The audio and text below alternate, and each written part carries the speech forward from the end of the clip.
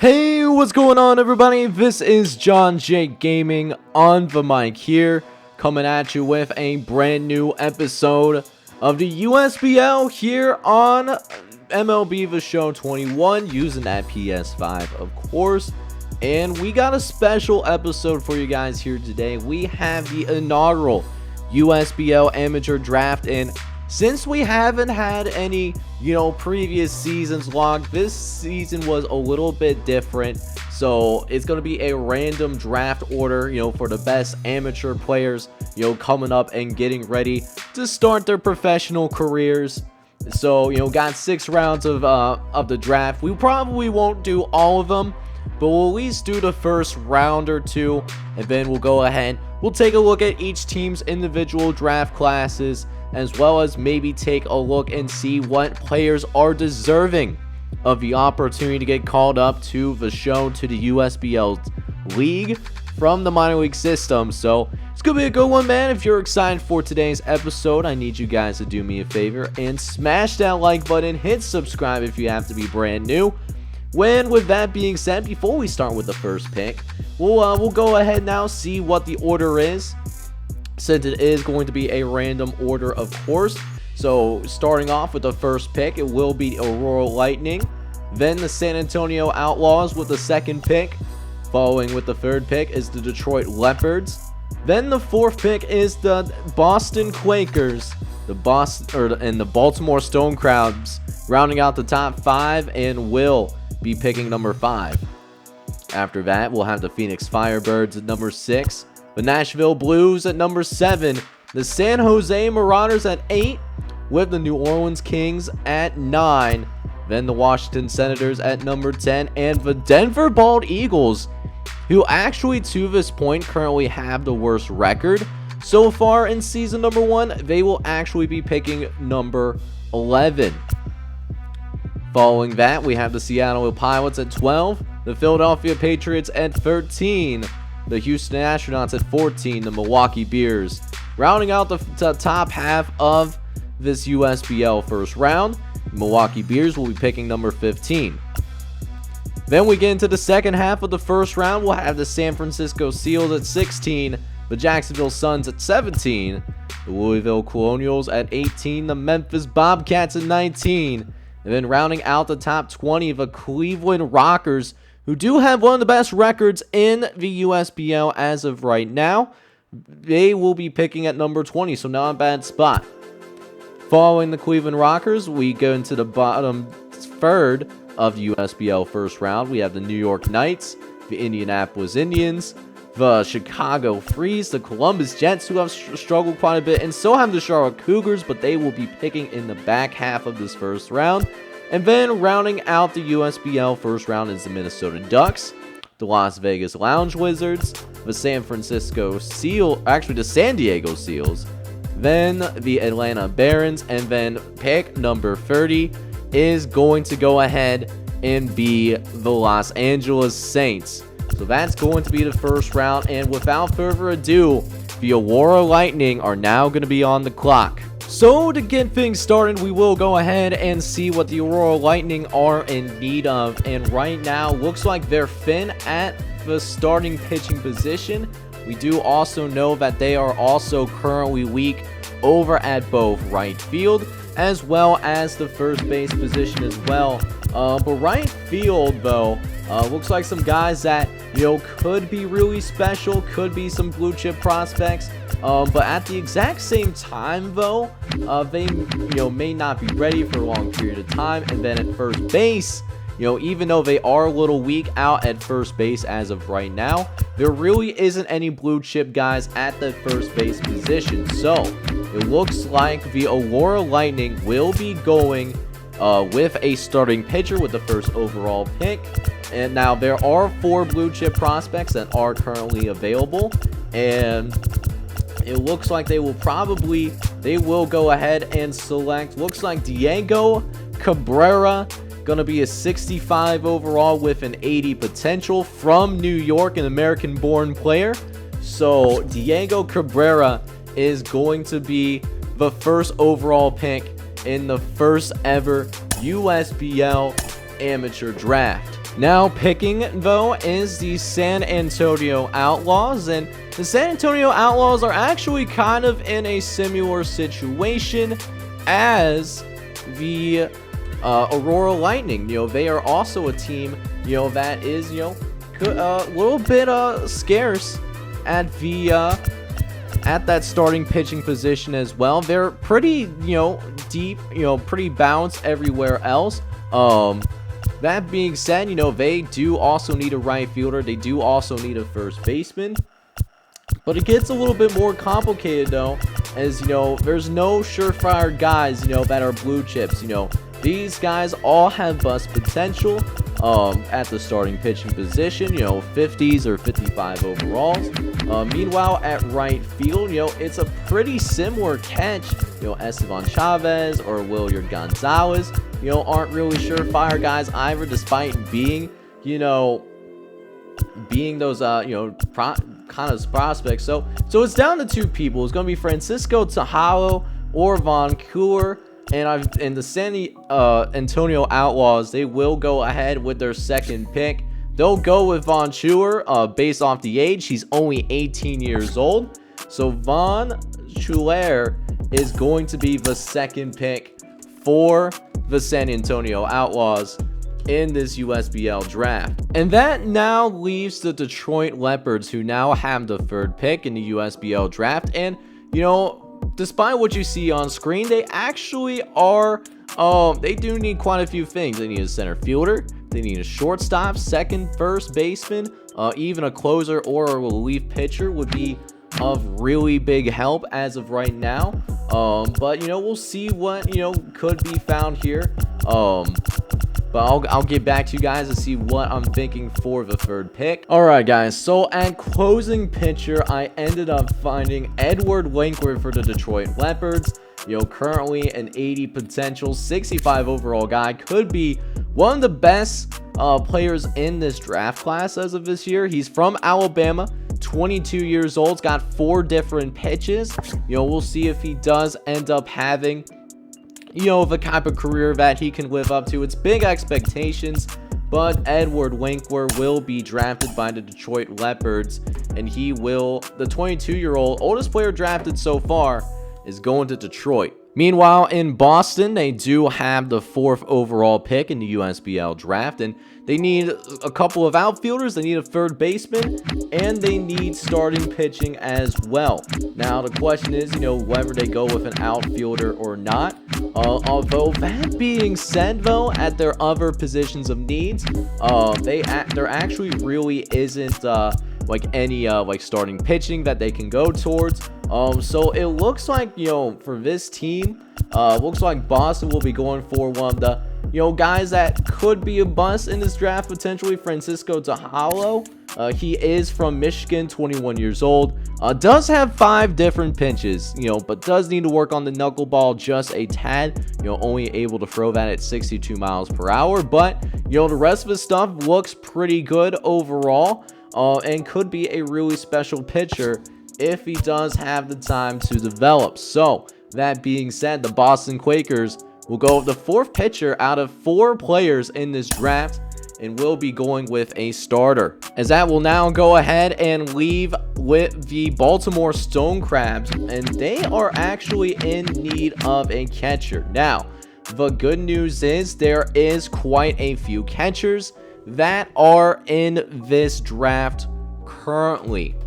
And because there are plenty of catchers in this draft, I think they go ahead, they address catcher right away, and Todd Sato might be one of the best position players in this entire draft. He's a 20-year-old from Japan, 65 overall, 80 potential, does have good contact skills, not a fast guy necessarily, but he can be a pretty, at least an above average fielder, does have the potential to be a great defensive catcher, and I think the Baltimore Stone Crabs will be really happy with this pick. USBL EDA of 2023. He will be actually the first position player in this draft that is going to be selected. Now, the Phoenix Firebirds, however, they don't have many weaknesses on their team. They do need a center fielder, which I don't think they're going to address in the first round. And they do also need starting pitching, which is quickly starting to run out here quite a bit, needing that starting pitcher. They will go with the last blue chip prospect, 4 starting pitchers, and that's Terry Riley. 50 overall. He'll be an average rookie in the USBL, but he does have that great potential. He should have plenty of time to go ahead and develop, because there is some solid pitching for the Phoenix Firebirds. Granted, a couple of them in the back end are a little bit older. So that being said, 80 potential guy, 50 overall. Terry Riley will be going to the Phoenix Firebird. Moving on now, we do have the Nashville Blues, and the Nashville Blues, they're in a little bit of a predicament. They do need a starting pitcher. They're a little bit thin at the starting pitching position, but the problem is all the blue chip guys are gone. So that being said, that does mean that they can't really go after a starting pitcher, I guess, necessarily. If they wanted to, they may go ahead and take a potential shot in the dark, depending on what's going on at other positions. They do need a center fielder. They do need a shortstop. And they do also need a third baseman. The problem is, they're really, the blue chip prospects are starting to run really thin. So, and because they're starting to run really thin, I think we are actually going to see our first non-blue chip prospect being selected in this case, and that's Lorenzo Tejeda. He doesn't have 80 potential, but it looks like he would be ready to play day one. And I'm sure the Nashville Blues could definitely use some difference makers, because they have struggled quite a bit over the course of this season. So that being said, they are going to take the first blue chip prospect off their list, and Lorenzo Tejeda is going to the Nashville Blues. Moving on now, we do have the 8th pick in the San Jose Marauders, and they're kind of in the same situation too. They need a third baseman. They do also need a starting pitcher as well on top of it, but there really has been a run on starting pitching as of right now. And like the thing is, like, they also need a right fielder. They are definitely weak at that right field position. They do have some potential guys like Jeremy DeRosa, but he's only 18 years old. He's only a 61 overall, so I don't know how much you want to bank on that. So knowing that, I do think the San Jose Marauders, they do try to shore up that right field a little bit better. Moving forward, they do, there is a couple of blue chip guys available. I think they go with Estevan Chavez, who some thought could have been the first pick in this draft, because the Aurora Lightning were a little weak at that right field position. They did opt for a starting pitcher. But that being said, the San Jose Marauders, I'm sure they're not complaining whatsoever. They're going to go ahead and pick up this right fielder. 80 potential, only a 50 overall, so he will need a little bit of time to grow and develop, but that will help out the San Jose Marauders farm system just a little bit. So we move on now to the 9th overall selection in this draft, and the looks like the New Orleans Kings are actually in need of a closing pitcher. They're actually a little bit thin at closer, but the good news is there is a couple of really good closers that are still available in Lindsey Daniels and John Lowry. John Lowry, even though, they have similar potentials and overalls. That being said, John Lowry looks like a guy that, could be a little bit more ready right away. As John Lowry, 60 overall, 80 potential, an Oklahoma product, has a 2024 MLB ETA. He could be a nice little bullpen arm as well if you don't want him in as a closer, right this second.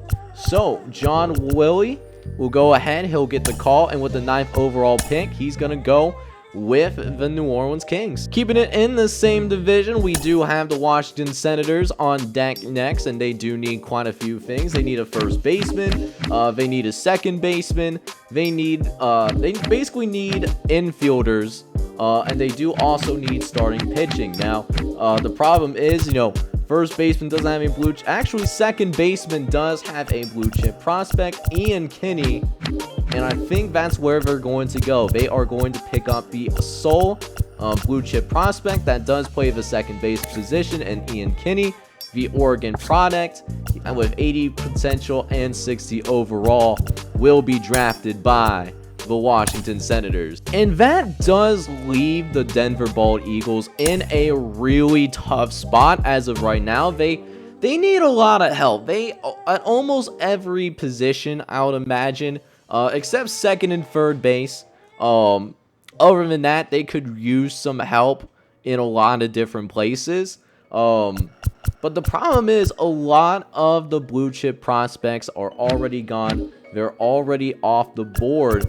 So, what do you do?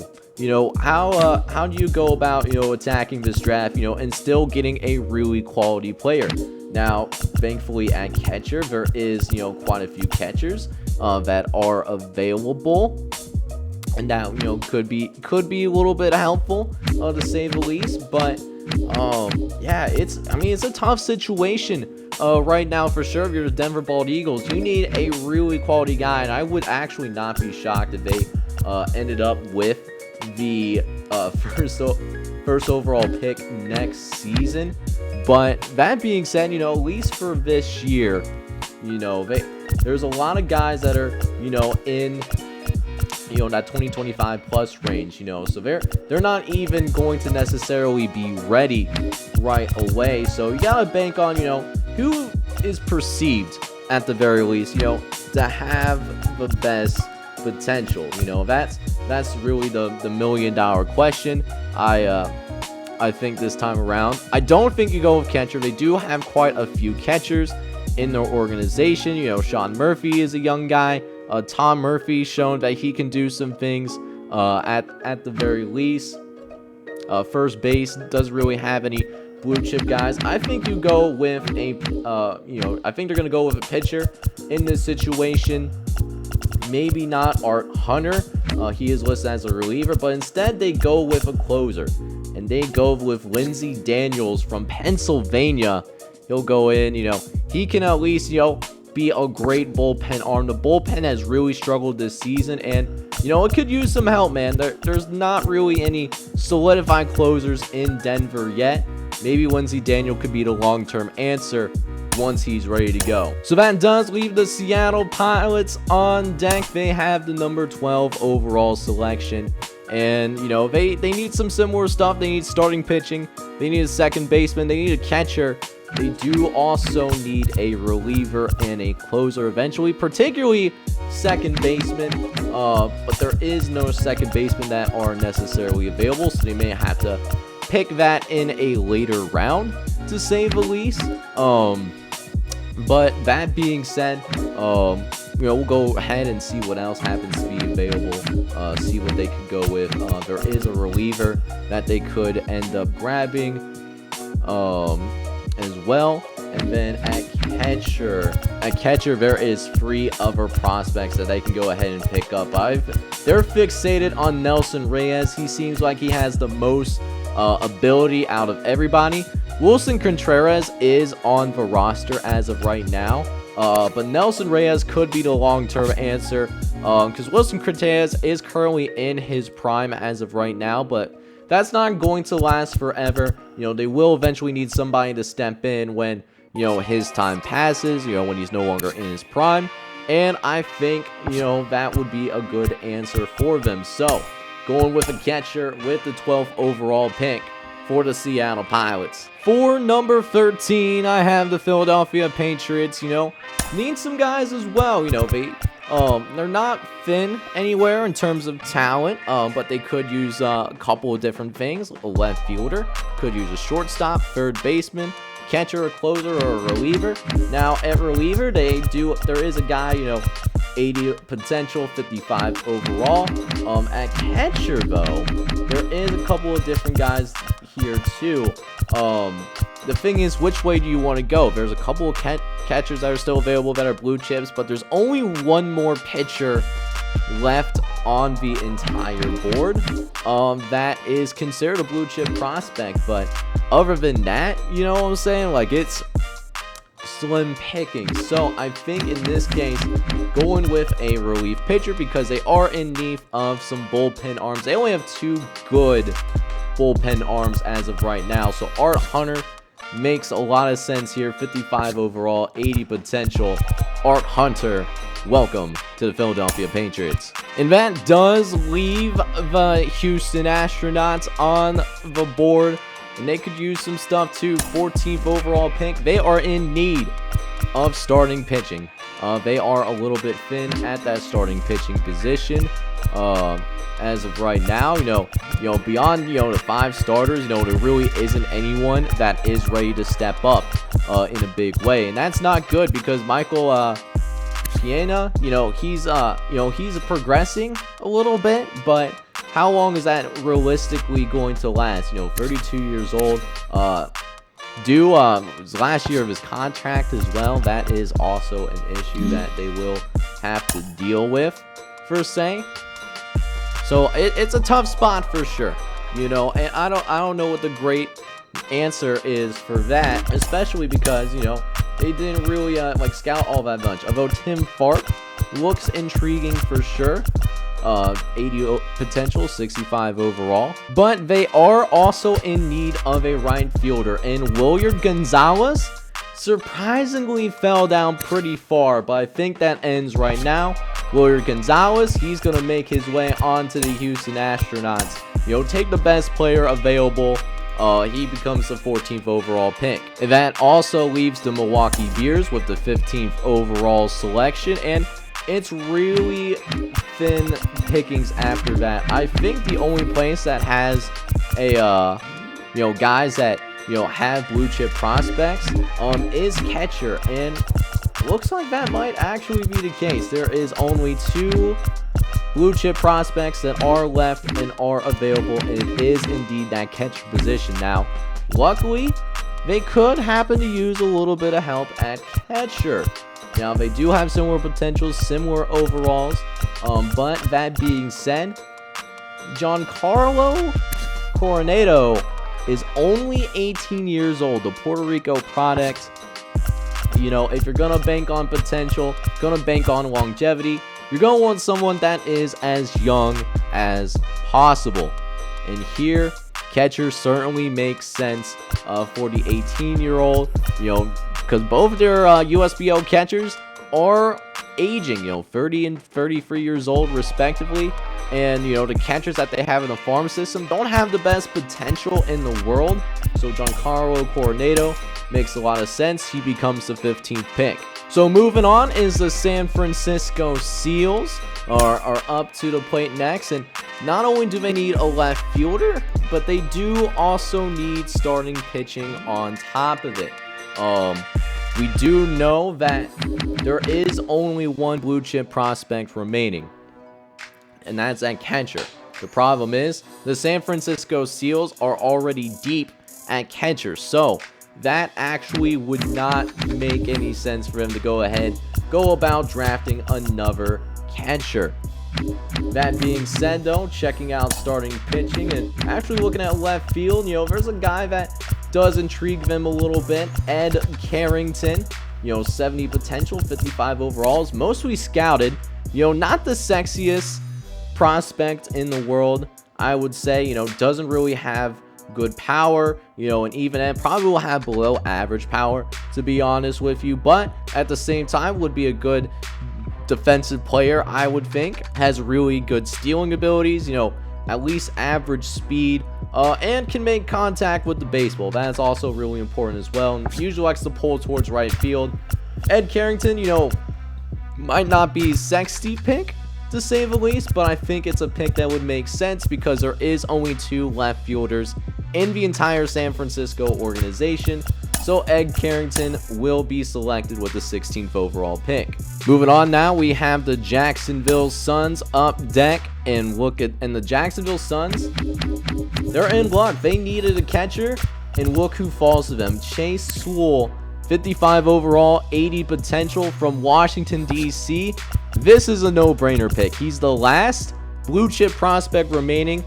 I'm surprised that the blue chip prospects even lasted this long, but it's a home run selection for Jacksonville at number 17 too, nonetheless. So really good look either way.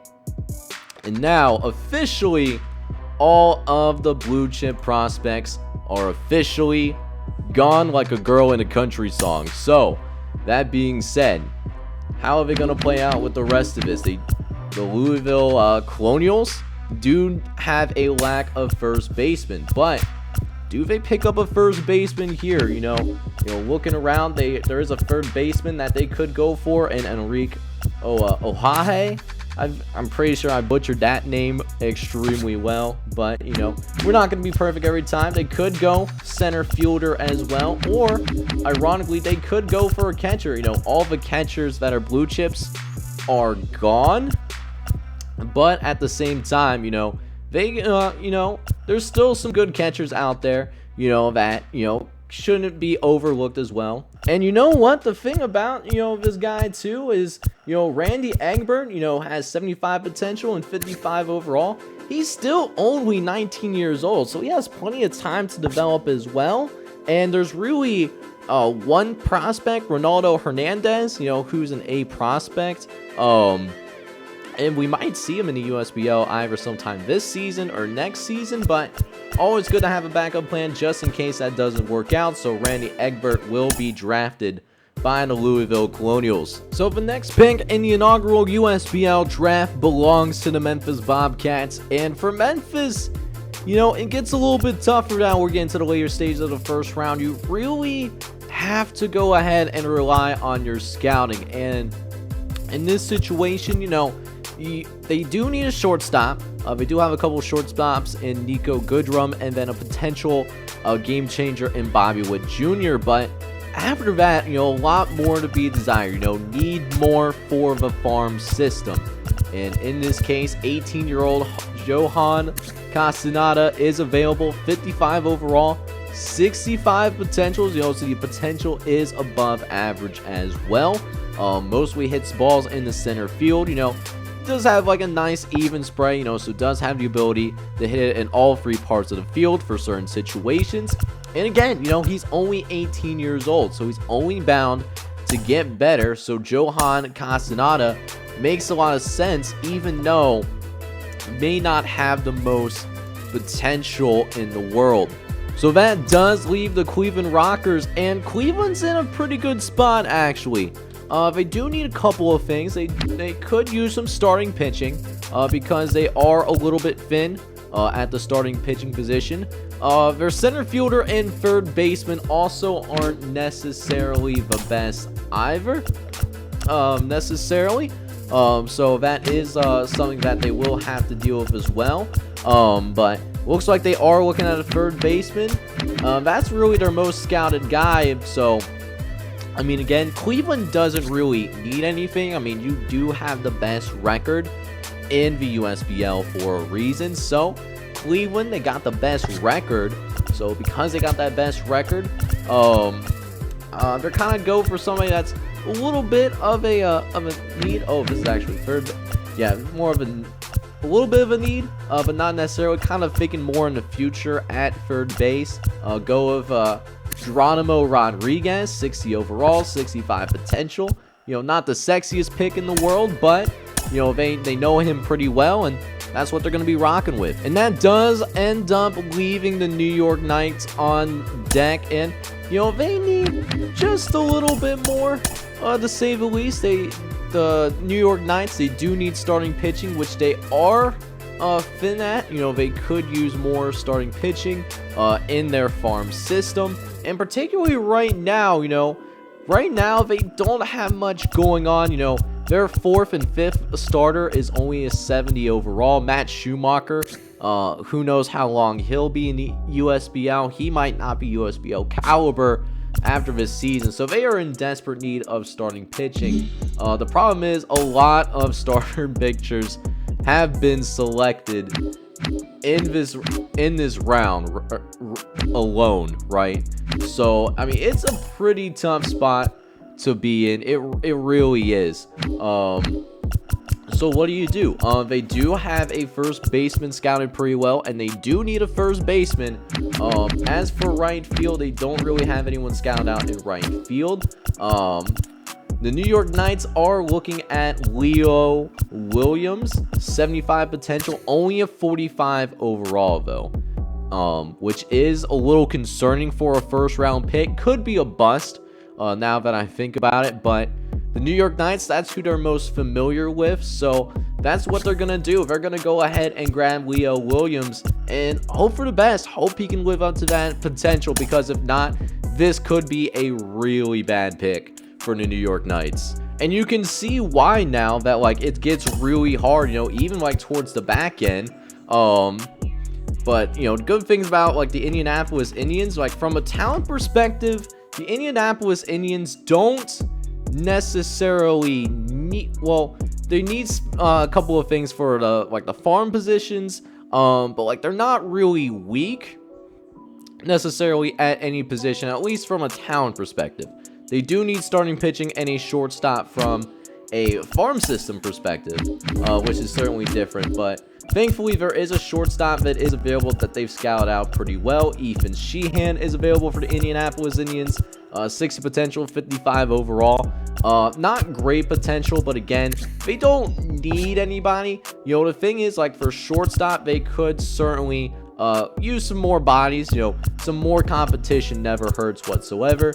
So Ethan Sheehan will be the pick for the Indianapolis Indians. Following the Indianapolis Indians, we do have the Chicago Freeze. And the Chicago Freeze in the same boat. They do also need starting pitching. But beyond starting pitching, their really only position of weakness is that first base. Yeah, they really don't need much of anything else. But it looks like, but this is a tough call too. Craig Vaughn is available. He has 80 potential and 70 overall, but he's not very well scouted whatsoever. And the same could be said, out, with the starting pitching. Alex Navarro looked like he could be ready. But the thing is, with players not being scouted out all that much, you're really taking shots in the dark. But that's what they have to do. That is what they will have to go ahead and do. The Chicago Freeze, they only have 3 first basemen. And, if he's ready for next season, if that is the case, he can step in ahead of Andrew Vaughn, ahead of David Fry. That would be really good to see. It might hurt the development of Andrew Vaughn, but he might be more ready day one, while Andrew Vaughn could use some more time in the minors. So maybe Craig Vaughn is the more of a bridge answer, with the 23rd overall pick for next season, but it may not solve might not be the long-term answer at first base for the Chicago Freeze. The Columbus Jets, however, they have the 24th selection, and they actually could use not only a first baseman, but they're also thin at closer as well on top of it. Now, first base, they do have a few guys scouted out, like for first base, which is really smart because they do need a first baseman. But at closer, though, checking out closing pitcher, they didn't really scout out the remaining closers that are available. And, why pick a closer right now if, you can't really do much of anything at that closing position.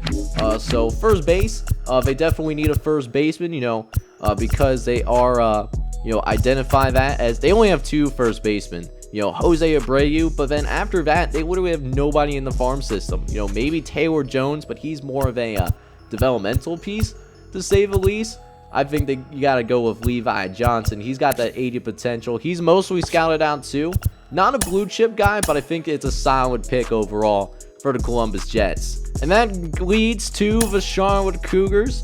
Who they need a couple of things. You need a first baseman for sure, because they only have, what is it, 2 first basemen on the whole roster, but they do also need second baseman, and they do also need a right fielder as well. Now, what do you go with? Looking around, seeing what's available, really looking for some shots in the dark. And they might have found something in Jordan Noel. He's a second baseman, 80 potential, 65 overall, kind of guy. Jordan Noel would make some sense.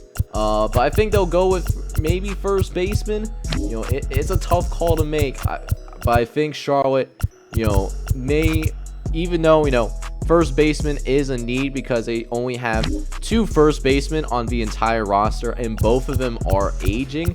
None of the first basemen that are left are necessarily first round pick material. And in the USBL draft, you can't trade down, you can't trade up, you can't do any of that. Wherever you're picking at, that's where you're picking at.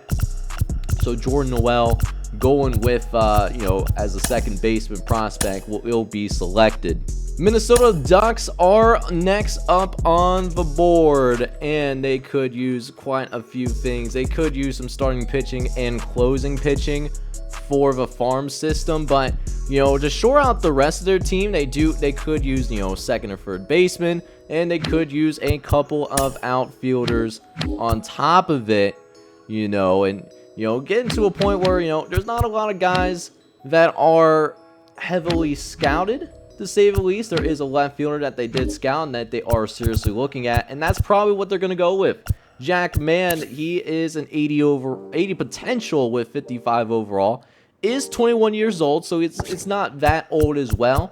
We'll see if it pans out for him, but Jack Mann will be a left fielder that's drafted to the Minnesota Ducks. And what's crazy is that we are really starting to get, into, the weeds, and we're just in the first round. That is the crazy part in all of this. They are thin at starting pitching, and they are thin at second base. Now, Las Vegas is looking at some starting pitching. They're also examining second base as well, but from a talent perspective, they only need a couple things. They only need a shortstop, or they could go the third base direction, but they're not familiar with any shortstops or third base, and at least enough to go with a first round pick. Meanwhile, Garrett Ramos is still available on the board, 55 overall and 70 potential. The Las Vegas Lounge Wizards will go with starting pitching, here with the 27th overall pick. As we go ahead now and try to close out the rest of this first round, we got the San Diego Whales next on the board. And even though starting pitching is a strength, it's going to be a strength when you have, Clayton Kershaw, and you got some other promising pitchers. But they don't really have anybody in the farm system that's good. Jackson Goddard maybe a special exception, but other than that, they're really thin, I would say, in the starting pitching department. So what do you do? There really isn't anybody that they've scouted out really well left to this point. So, I mean, where do you go? What direction do you decide to go with? That is I think that is a really difficult question, to say the least. But we'll go ahead and take a look around and see what we could maybe find moving forward. And there is a catcher that is surprisingly really good. I don't know if this, how true it is. He wasn't scouted out very much at all. 80 overall, but he would go down to a 70 potential. Says he would be ready to go day one, and that could be useful because they have okay catchers, but they don't have great catchers. Maybe bringing somebody in to be instant competition would be good. So going to catcher, because it is interesting, to say the least. So going catcher would make some sense here. And then the Atlanta Barons are on the board. They do also need some starting pitching on top of that. And again, same deal. Nobody that they scouted folks, but they didn't really scout. You know what I'm saying? That's the million issue as of right now. But I mean, Tyrell Hart could be an option. He's a 2022 ETA, currently listed on the scouting report. But he's 35 years old. Oh, he says 35 on the screen, but it's really only 22. Okay, that has to be like some kind of glitch or something like that. But I mean 2022 ETA, that is really hard to miss. They do really need starting pitching, so take a shot in the dark with Tyrell Hart and see how that goes. And with the final pick in the first round, we got the Los Angeles Saints. Los Angeles Saints are in the kind of the same deal. They also need starting pitching.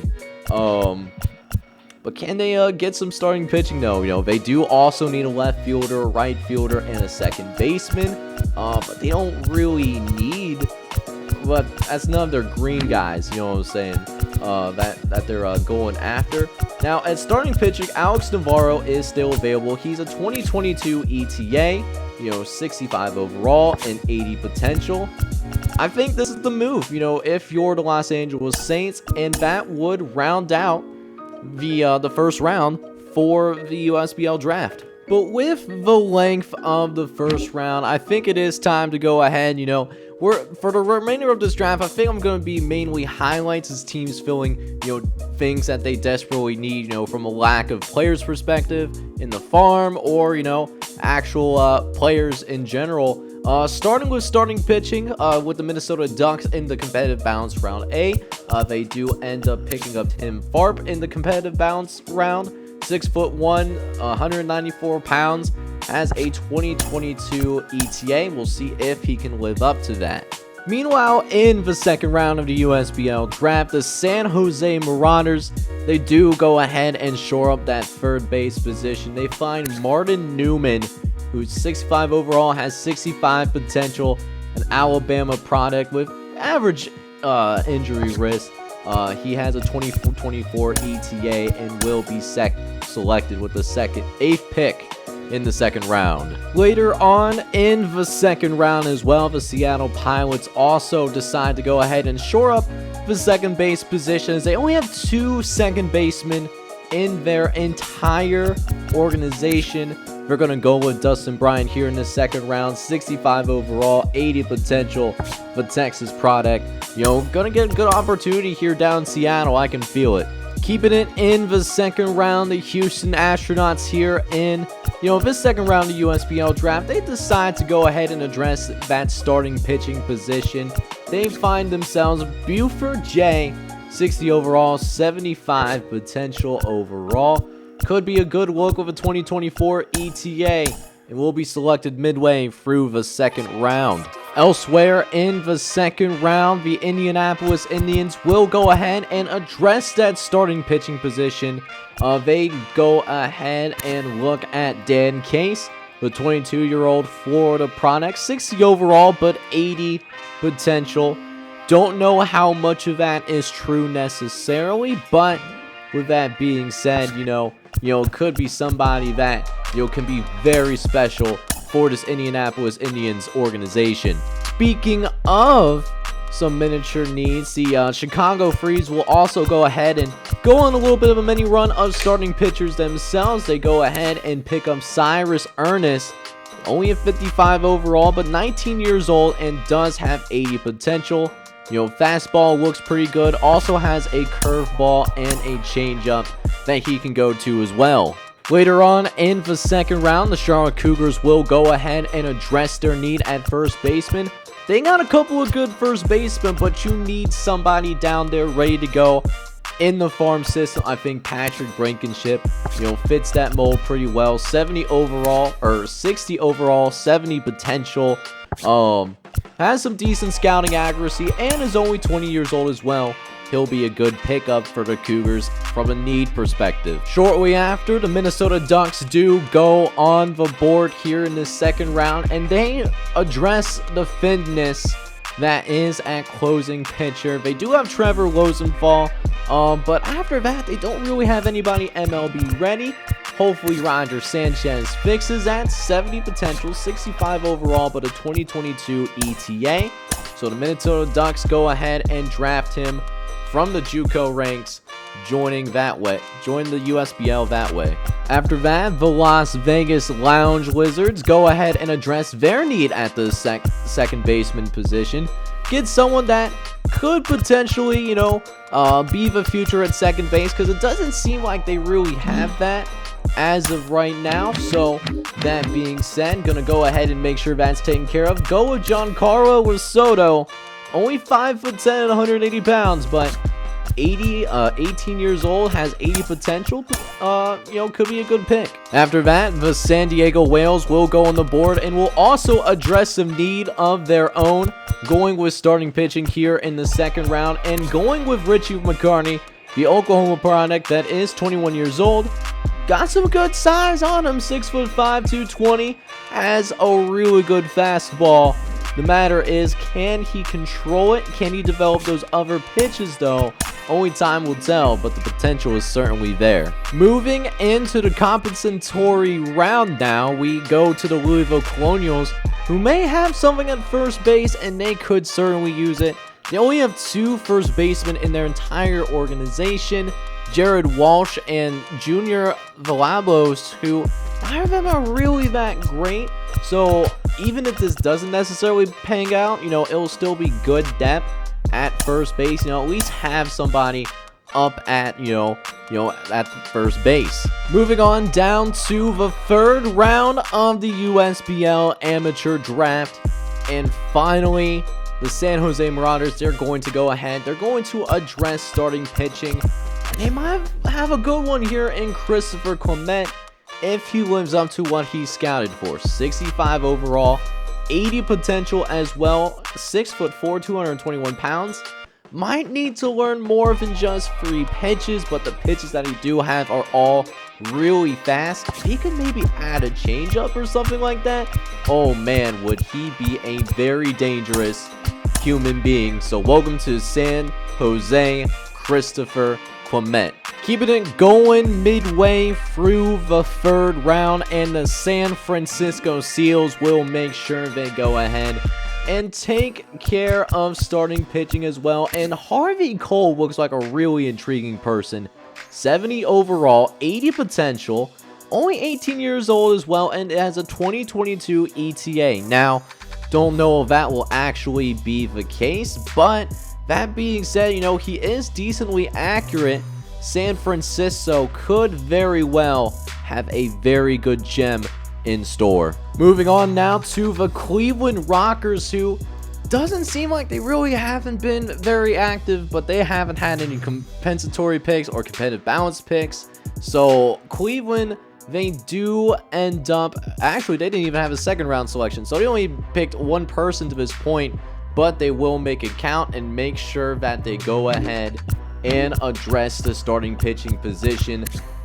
Peter Marbury is available on the board, 55 overall, has a 75 potential on top of it, and it's he could be a good guy, could at least provide some depth in the minor leagues, worst case scenario, and he's only 22 years old as well, so that will definitely be helpful. And the last notable pick that I want to go ahead and talk about is the 5th round pick by the New York Knights.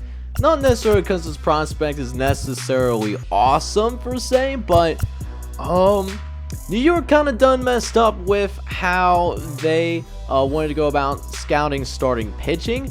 They were thin going into this draft, and they drafted some guys that could be really promising going forward, but at the same time, it was a really tough draft at the starting pitching position. So we're taking a complete shot in the dark in Derek Yates, who they didn't really scout. He looks okay, to say the least. I don't know how good he'll actually be, but I'm going to go ahead now. I'm going to sim towards the end of this draft, and then we'll take a look at each draft class for, each of these USBL squads. So now that we did go ahead and make it through the USBL draft, let's go ahead and go through each draft class for each of these teams. And starting off, we'll go with the Baltimore Stone Crabs.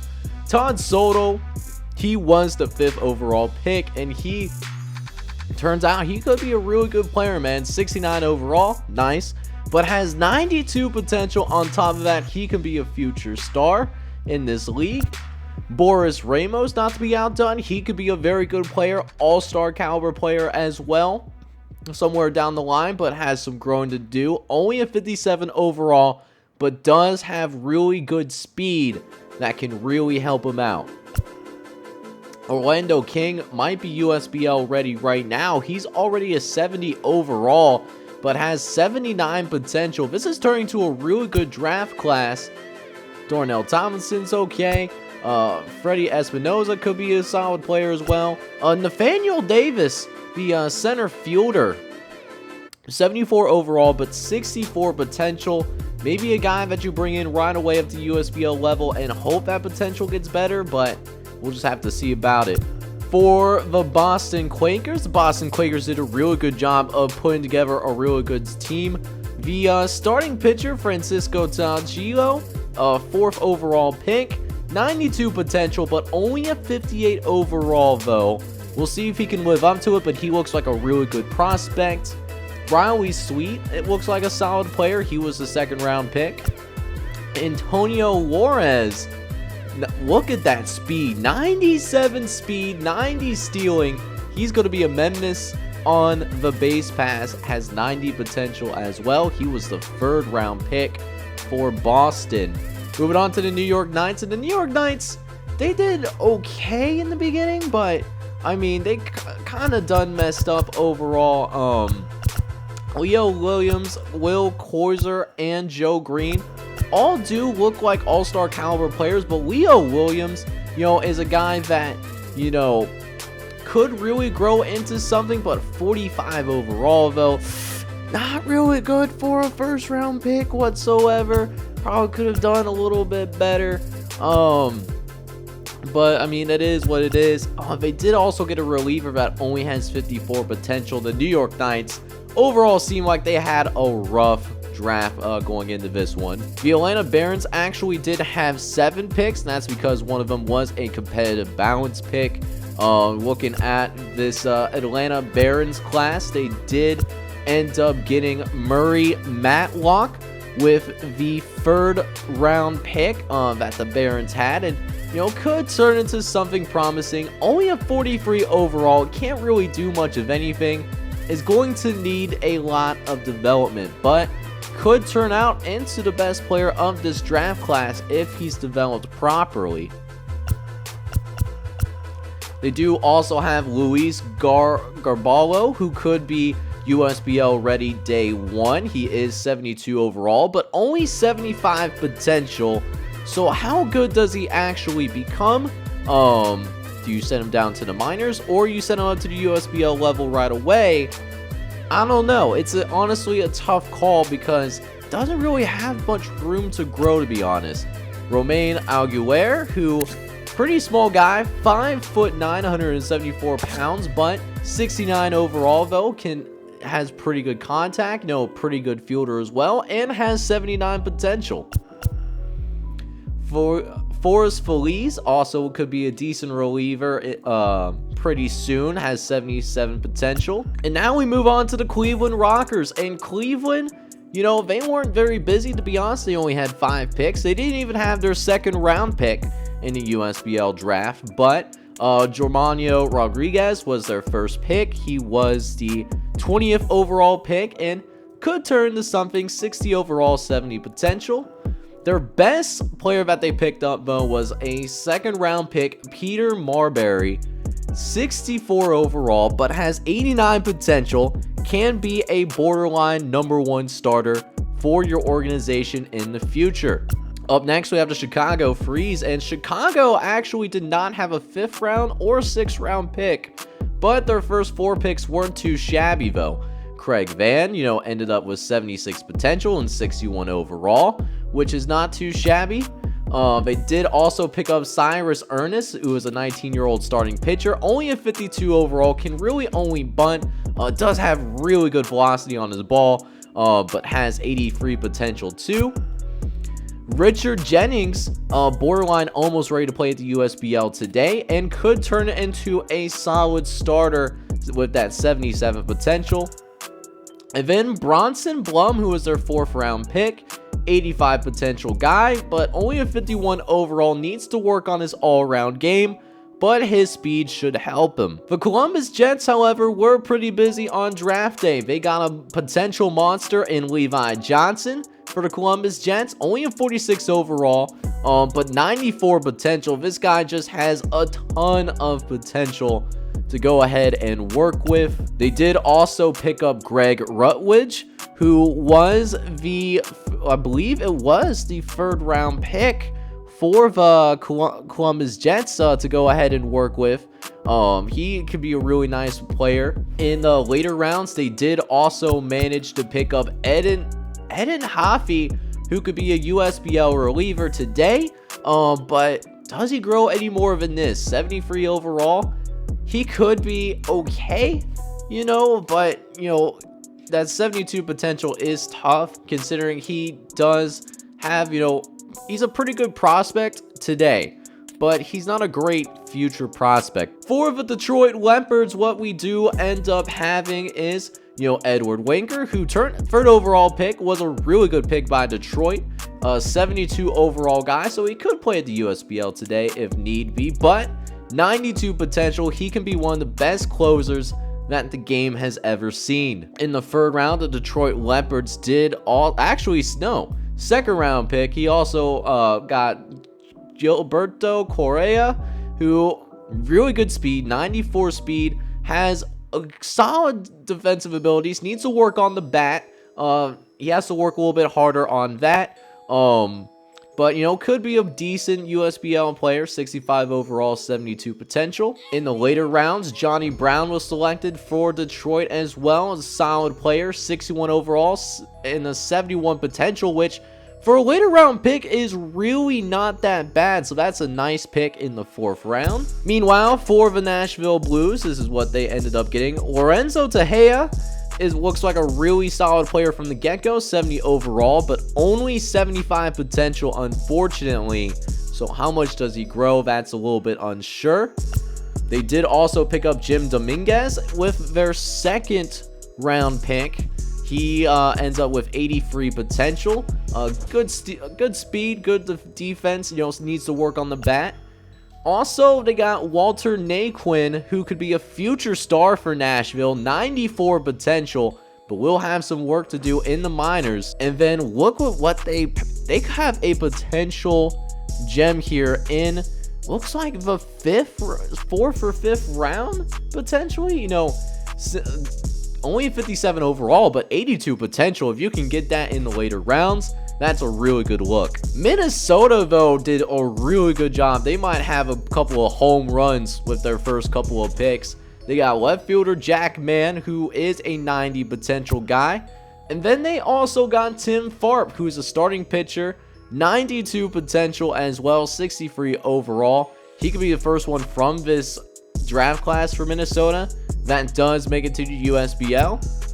Roger Sanchez is not too shabby either with a 3rd round pick, 69 overall, 74 potential. Even in the later rounds, they weren't too shabby either. They managed to snag Mal Chaston, 66 overall, very good speed, 75 potential to work with as well. And that leads to the Houston Astronauts draft class. And they have really Williard Gonzalez, who has a super high ceiling, one of the biggest potentials that we've seen in the USBL draft. But that being said, only a 44 overall, has a lot of stuff to work on, but if they're patient, he could really turn into something special. For Jay, on the other hand, he might be more USBL ready. And the crazy part is, he was picked up in the 2nd round, 71 overall, but a 91 potential. He can play right now for you. John Douglas isn't too shabby either, 64 overall, 75 potential. Up next, we have the San Jose Marauders, who had their normal 6 picks. And, they did a pretty good job with Estevan Chavez, who could have been the number 1 pick. But, I'm sure San Jose isn't going to complain about that because they did manage to snag him in the 8th pick. 52 overall, but a 91 potential. Really could be something special. Martin Noonan could be a, borderline, on the other hand, not that great. Borderline, probably a high-end minor league player, 61 overall, 65 potential. If that potential doesn't go up, that would be really tough to see. Christopher Clement was a good pickup for San Jose. That was a little bit of a shot in the dark, but 64 overall, 78 potential. That turns out pretty well for them for a third-round pick. In the 5th round, they did also pick up Pedro Cortez, who is a shortstop. Could be hovering around the mid-60s. A high-end USBL minor league player. Good mentor maybe for some of the younger guys as he gets older. Then we go over to the Las Vegas Lounge Lizards. And their first-round pick was Garrett Ramos, 62 overall, and an 88 potential to go with it as well. Their second baseman has more upside, though. Giancarlo Rosado, a late second-round pick for the Las Vegas Lounge Lizards. Only a 59 overall, so not very good today, but could be the best player from this Las Vegas draft class. Michael Castellano, on the other hand, looks like a guy that could be ready to be played today. 72 overall, 73 potential. Might be someone you bring on the big league club roster right away. Ray Estrada, pretty good player too. 67 overall, good batting actually. Does have to work on his fielding arm a little bit, and I'm sure that will come with the power numbers as well. Miguel Chavez, who, if I'm not mistaken, was a 5th round pick, maybe 4th, 5th round pick, 59 overall.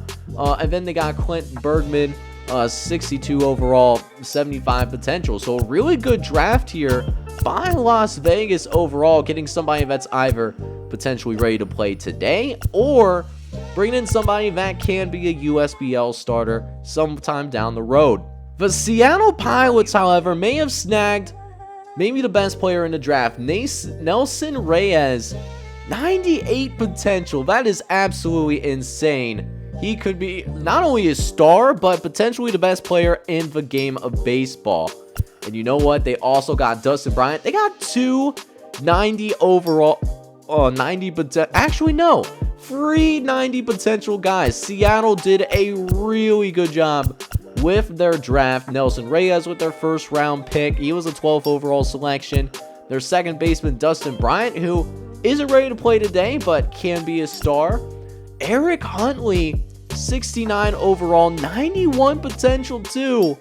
Man, this is a really good draft class that Seattle's turning around. Their 4th selection, William Ascialon, he's not too shabby himself. 84 potential, 61 overall.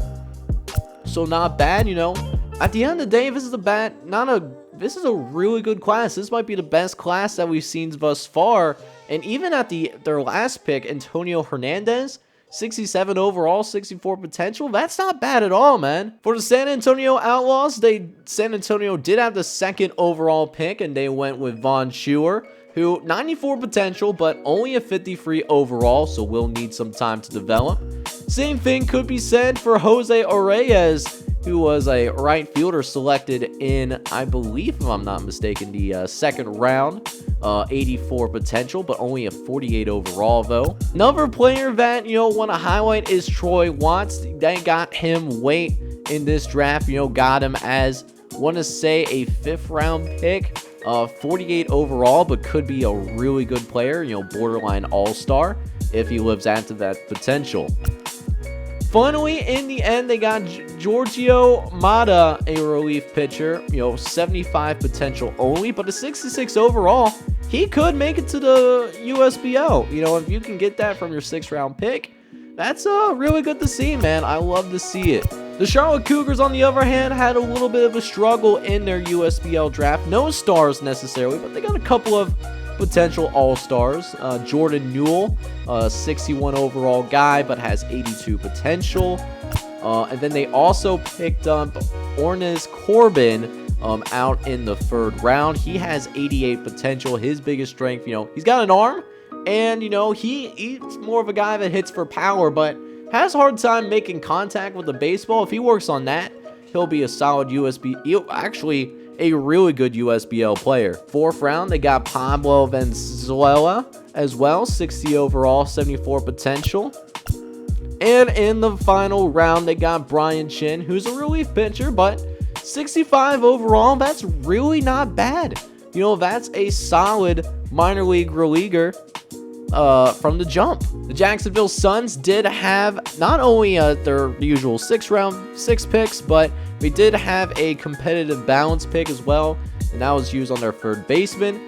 Their very first pitch, though, was Chase Sewell, only a 56 overall, you know, more known for the defense, really needs to work on hitting, but 95 potential, though. This kid could be a star, but for the rest of his draft class, when we look at their competitive balance pick, only a 49 overall. Benito Sanchez, only a 37.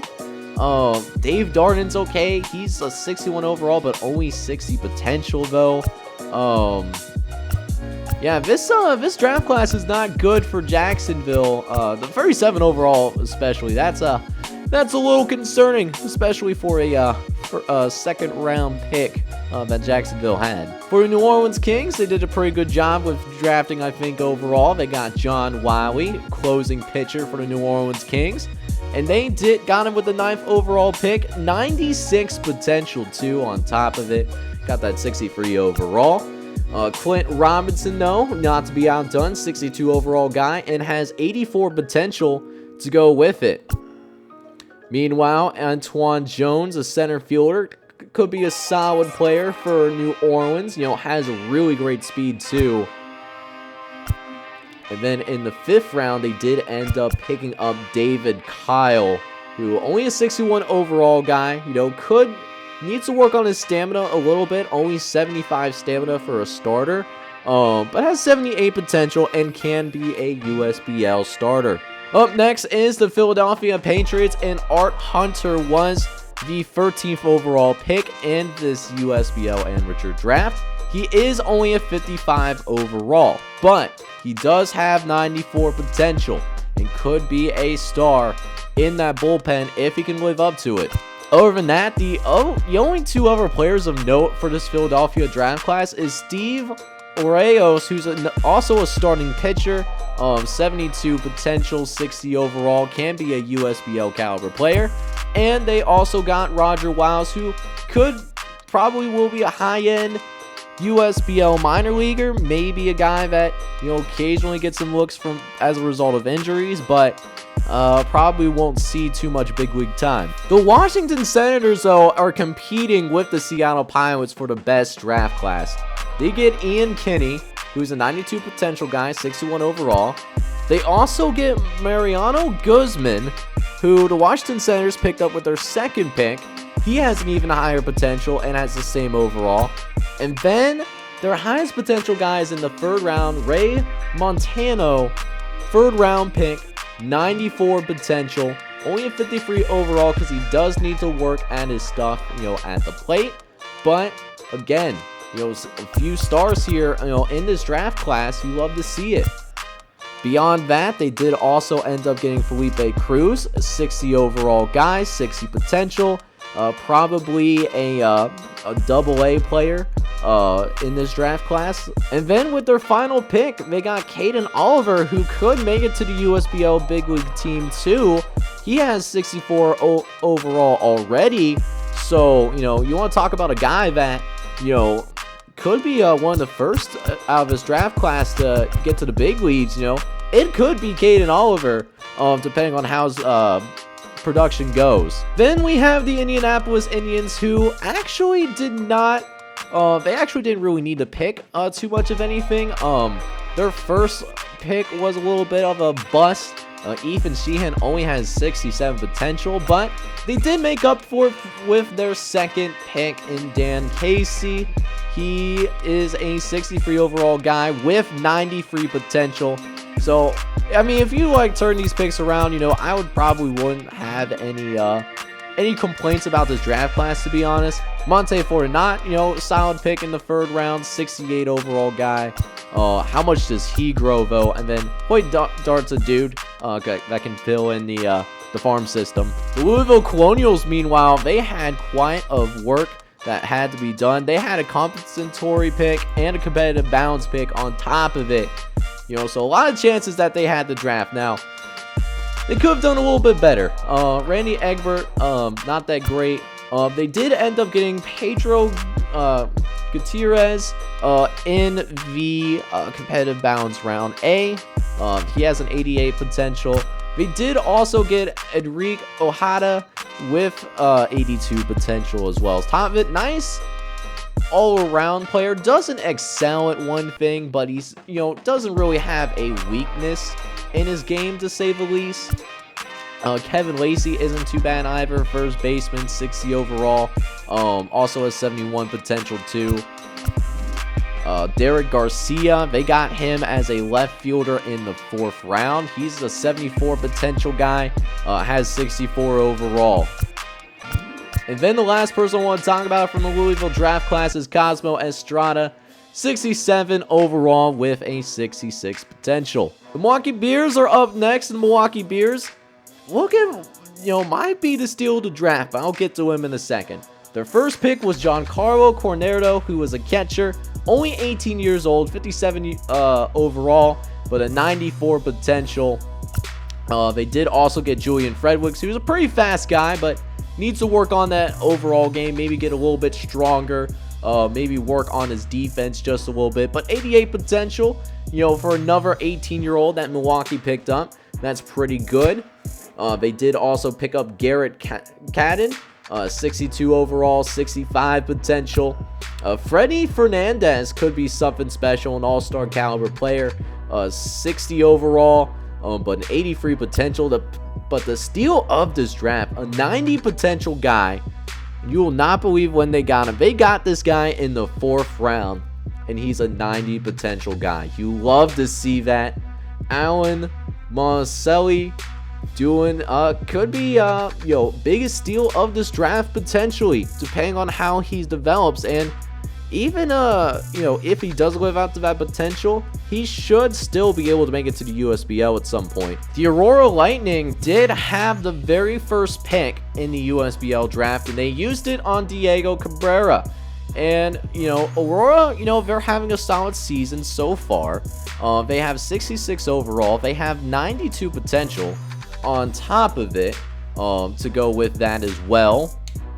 So Diego Cabrera, you know, that's a good first overall pick. You know, it's not the best player in this draft, but it's not a terrible pick by any means of the imaginations. You know, he's going to be a really good USBL player. That being said, you know, the rest of his draft class does leave a little bit more to be desired. Anthony Espinoza was a 3rd round pick for the Aurora Lightning, and he only a 63 overall, 73 potential.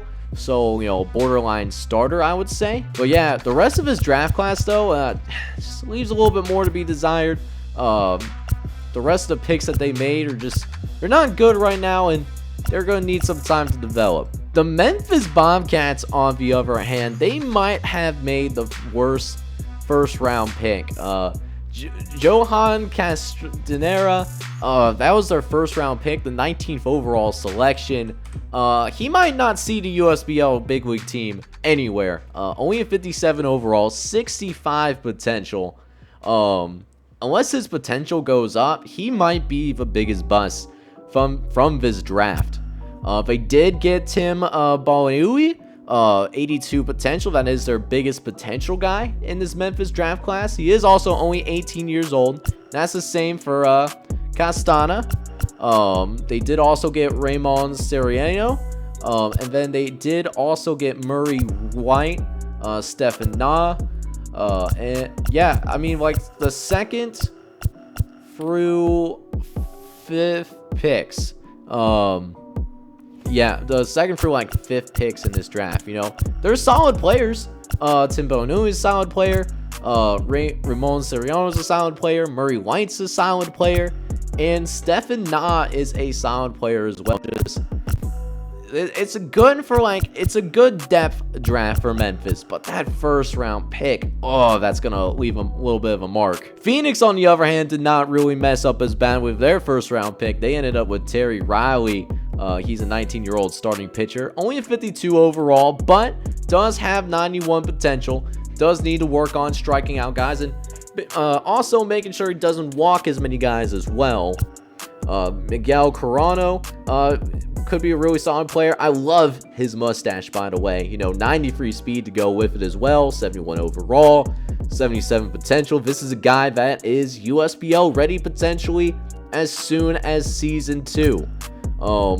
Same cannot be said for Randall Urbina, who was a starting pitcher that was picked up in the 3rd round for the Phoenix Firebirds, but 59 overall, 85 potential. That's a good pickup for them. And then in the 5th round, they got Lawrence Wells. He's a shortstop, bats and throws with the right hand. A little bit older of a prospect, but 61 overall, will be at least a pretty good minor league player. The Denver Bald Eagles desperately needed a good draft, in order to, get some youth on the roster.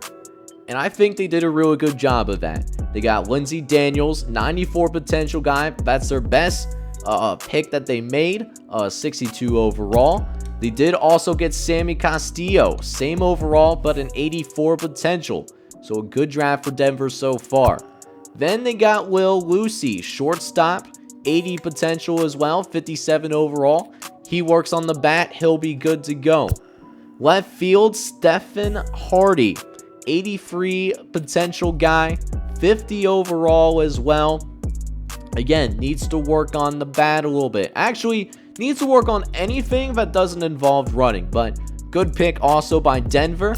And then Bobby Gustafson, relief pitcher, 65 overall, 83 potential. Great pickups for Denver overall. Shoot, even towards the end, they got some solid players. Lawrence Parnell, 62 overall, 65 potential. If that potential goes up, he can make it to the big league club. And then their last pick, their 6th round pick, and Jack Redmond, 64 overall. Guy has a ton of velocity.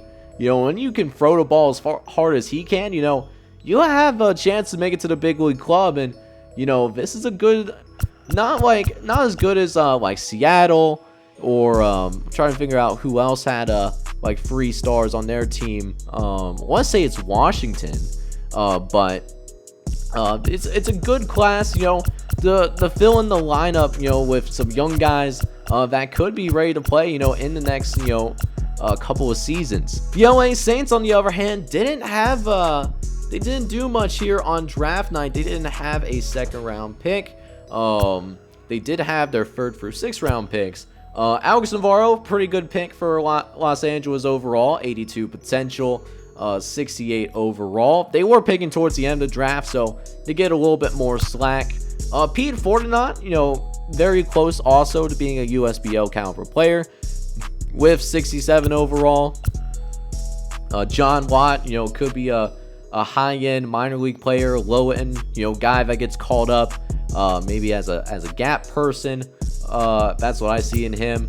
And then Lenny Sanchez as a relief pitcher, pretty good overall, just not that high of a ceiling, unfortunately. All right, so the San Diego Whales, so this guy is actually pretty interesting. He only has 61 potential, but he does have 75 overall though.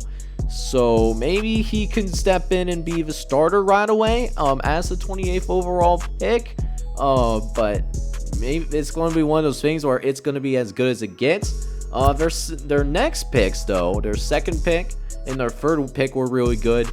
Richie McCarty, only a 50 overall, but 85 potential, though.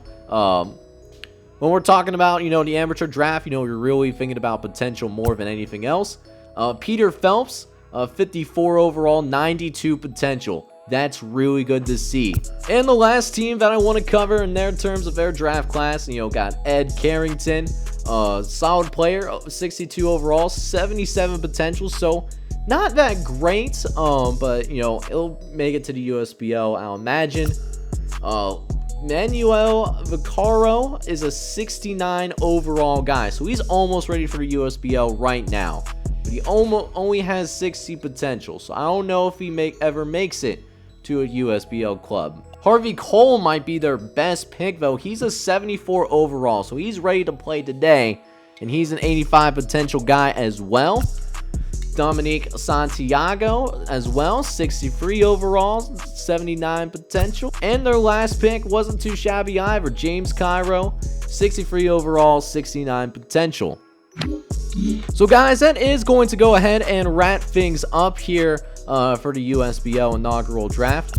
If you enjoyed today's episode, make sure you smash that like button and hit subscribe if you have to be brand new. On top of that, if you want to have a custom player for, I guess, the next season of the USBL, because I couldn't rename any of these players before the draft, what I will do, I will have a template in the comments. It will be a pinned comment as well. So, you know, watch out for that pinned comment if you do want to have a custom prospect. And if that's the case, you know, just hit that up down below, and I will, you know, it'll be first come, first serve. So, you know, whoever, the sooner you get a prospect in, the higher of a pick, that your player will be, and, you know, therefore more likely that we'll see you at the big league level, man. So that's going to do it here. I hope you enjoyed this video, and I hope you're all out there having a good one. Take care, everybody.